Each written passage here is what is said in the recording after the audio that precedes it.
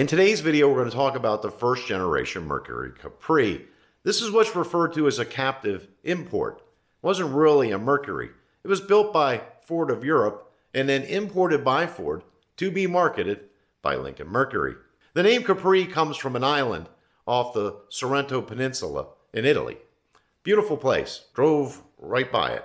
I would have had to take an extra day to actually go visit, and I was, driving in Italy, so yeah, I missed it. This isn't the first time Mercury used the name Capri either. It was in a car in the 50s, and it was a trim level on the 66 through 67 Mercury Comet. Ford of Europe developed this car as their version of the Mustang. With that little bit of background information out of the way, let's take a deep look at the first generation Mercury Capri.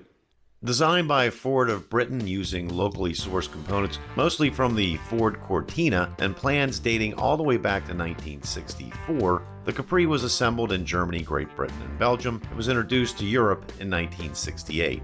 The Capri sold well enough that Ford decided to bring it to the US market in April of 1970. It was to be marketed by the Lincoln Mercury division, however, it did not carry any Mercury badges. It was simply the Capri. Priced at $2,300 at the time of launch, the Capri was marketed as an economical sporty coupe. Several minor revisions were required in order to sell it in the US market. Those include the use of 4 circular headlamps, grille-mounted turn signals, and side marker lights. Rostyle wheels with 165 SR13 radials were standard, with 185/70 SR13 radials as optional equipment. US spec cars were initially offered with the British Kent 1600cc cross-flow engine equipped with an Autolite 1250 one-barrel carburetor, a 4-speed manual transmission, and a final gear ratio of 3.89 to 1. That combination put out 75 horsepower and 96 foot-pounds of torque. Straight line performance times for this car are not overwhelming. The Capri went 0 to 60 in 17.3 seconds. Trim levels were base and decor. Base Capris had a bench-style rear seat, and the decor trim level included a center console with a clock and rear seats that resembled bucket seats. Despite its lack of an automatic transmission and its late arrival to the US market, over 15,000 1970 Capris were sold in the United States. In 1971, the Capri saw an optional engine added to the lineup. It was the Ford 2-liter single overhead cam designed for the Ford Pinto. This engine has made it to either a 3-speed automatic transmission or a manual 4-speed. The final drive ratio was changed early on in the 1971 production to 3.44 to 1, with some of the early cars retaining the 3.89 to 1 ratio. This motor put out 100 horsepower and 120 foot-pounds of torque. Road & Track tested a 2-liter Capri and recorded a 0 to 60 time of 11.5 seconds, and that car crossed the quarter mile in 18.5 seconds at 75 miles per hour. The 1600cc engine was carried over from 1970. Trim levels remained unchanged, however, a factory sunroof option and dealer-installed air conditioning was also available. Mercury sold 53,000 Capris in 1971. It's not easy trying to outsell some pretty well-established European cars. Just over 2 years ago, Capri took on the challenge. With radial tires, 4 on the floor, rack and pinion steering, all standard. Maybe that's why after 2 years, Capri is outselling every European car in America except one. Capri, the first sexy European at a shamefully low price. Imported for Lincoln Mercury. In 1972, the Capri sees yet another engine added to the lineup in the form of the Cologne V6. This is equipped with a 2-barrel carburetor, and it was rated at 107 horsepower and 130 foot-pounds of torque.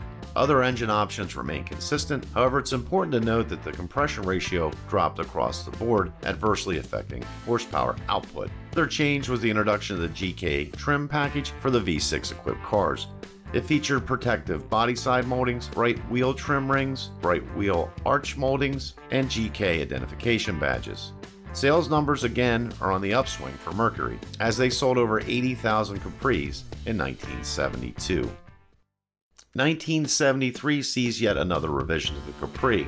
Exterior changes included a new front grille, new fender emblems, and a larger combined taillight/backup light. Interior changes include adding a glove compartment. The gauges were enlarged, the seats were now deeper buckets, and a center console with a storage compartment was added as an option. Several new safety features were added. The government-mandated 5-mile-per-hour bumper, as well as stronger side impact protection and retracting seatbelts. The 1600 engine is dropped, leaving the 2-liter 4-cylinder and the 2.6-liter V6 as the only engine options. The two trim levels remain base and decor. However, the decor option now got you dual horns, a rear window defroster, a center console with an integrated clock, reclining front seats, bucket-style rear seats, a vinyl-covered steering wheel and gear shift knob, and an adjustable map light. Mercury sold over 113,000 Capris in 1973. If you're out to get mileage European style, take a long look at Capri, our sexy European. With 4-cylinder gas economy and standard features like floor shift, rack and pinion steering, power front disc brakes, and steel-belted radials. Capri and Comet, the mileage cars, two little beauties that prove the first place to look for small car gas mileage is your Lincoln Mercury dealer. 1974 brought the plastic cover bumpers to the front and rear of the car, keeping in line with the government-mandated 5-mile-per-hour bumpers front and rear. The V6 is upgraded to 2.8 liters, however new emission controls actually lower the car's horsepower to 105. It did develop slightly more torque at 140 foot-pounds. The 2-liter is now rated at 80 horsepower with a peak torque of 98 foot-pounds. Final drive ratios reduced as well, ranging from 3.22 to 1 to 3.09 to 1. Other changes include full instrumentation added to the base model and factory air conditioning being available for the first time. 1975 is an off year for Capri production, meaning the production was stopped. This was done in order to retool for the Capri 2. Mercury dealers had no choice but to sell the 74s they had in stock until they had no more. Say, this your $10? You know, I saw it floating underneath the car and picked it up. Here you are, Mr. What's your name? Stanley Dwowski. Polish, eh? What a coincidence. Rudy Polanski, how are you? Hey, I like that watch, Stan. Great shoes. Love them. Capri is on the prowl. The cat black. Flashes of gold on sleek, sinewy black. Ghost cat, fleeting white streaked with gold. Devil cat, sleek and mean. Steel cat, glinting, gleaming. Shot of the cat. You can try to resist, but Capri has captured you. Capri 2, sexiest Capri ever. Imported for Lincoln Mercury.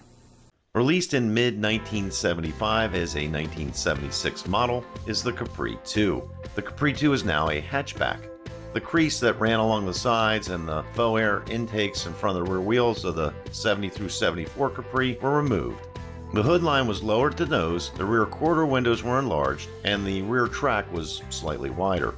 There were a few interior changes as well. The rear seats were changed in order to accommodate the new cargo area. Split folding rear seats were available as an option, giving the Capri 2 more cargo carrying capacity. The fuel tank, which was previously mounted in the trunk, was moved to a more common location underneath the spare tire well.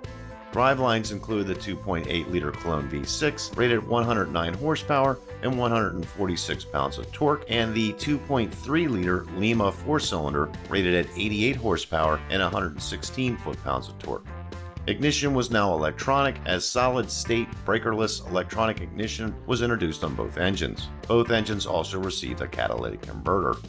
Transmission options were the 4-speed manual or the new Ford C3 automatic, which replaced the C4. There are now 4 trim levels. The base model gained the reclining bucket seats, which were part of the Decor group in 1974, but the previously standard opening rear quarter windows were made optional. The S model offered an appearance upgrade and a stiffer suspension. The most popular S model was the Capri 2 2.8S Black Cat, which was black with gold stripes and gold wheels.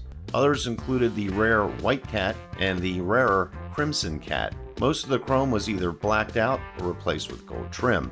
The seats were black vinyl with gold cloth inserts. The Decor group added bucket-style rear seats, a center console, a map light, a locking glove box, and such appearance items as a simulated wood grain dash and chrome exhaust pipe extensions. The Ghia package included all Decor group items and added cloth seats, a center console with a storage compartment, individual folding rear seats with armrests, a wide body side molding, and 5.5-inch wide aluminum wheels. 1977 was the last year for the Capri in the US and was mostly a carryover year. The Decor trim level was dropped for 1977, with the base, Ghia, and S versions being retained. There were no official 1978 Capris. The remaining 77s were sold until the supply was exhausted. So that was the end of the Mercury Capri, at least in this country. It continued to be sold in Europe until 1986. They eventually dropped a 2.8-liter turbocharged engine, and the car developed 205 horsepower, and it could accelerate from 0 to 60 in 6.8 seconds. Now, while I wasn't in the room at the time, it's my guess that Ford gave this car to Lincoln Mercury to try to boost their sales. Sales were lagging at Lincoln Mercury. I'm not sure that that was the best fit for this car either. See, they sold big, really big cars back then. The Capri didn't seem to be the best fit. All that said, they did sell 500,000 of these cars during their 7-year run. The next generation Capri was based on the Fox body Mustang. It was Mercury's take on that platform. Now that's a story for another day. If you like this video, please hit that like button. That way it gets shared. That's how YouTube works. Also, please consider subscribing. That's sincerely appreciated. That's it for now. Until next time, we'll see you.